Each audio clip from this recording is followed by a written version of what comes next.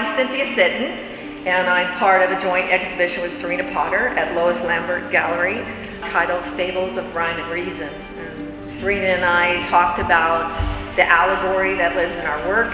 We both use a lot of animal imagery, hence Fables of Rhyme and Reason. So I'm very influenced by fairy tales and mythology, specifically fairy tales, as long as I can remember. For some time now, I have been writing and thinking about my own fairy tale that I've created with a protagonist that lives in two realities. The impetus for the work is my older daughter, who's now 39, that has lived with schizophrenia since she was 12 or 13. So I've painted the fairy tale and the delusion that I would love for her.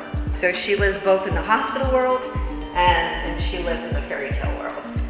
This series here is about maybe less than halfway through. It actually begins here with the baby being born, who will eventually be the bird queen. So there's birds throughout the entire story that talk to her and lead her, which is a little reminiscent of her voices. Then here is pretty much ending of the story until I complete the rest of the paintings, so I titled it She Heard Their Whispers. So all of the titles kind of give you a clue into the world. The hospital imagery is all based on MRI imaging of the brain.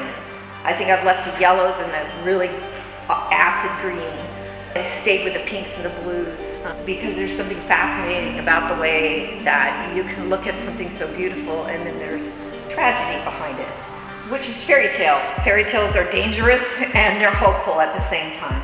I draw first, thumbnail, do some oil sketches, and end up with the final piece. And sometimes they start out one way and end up completely different at the end.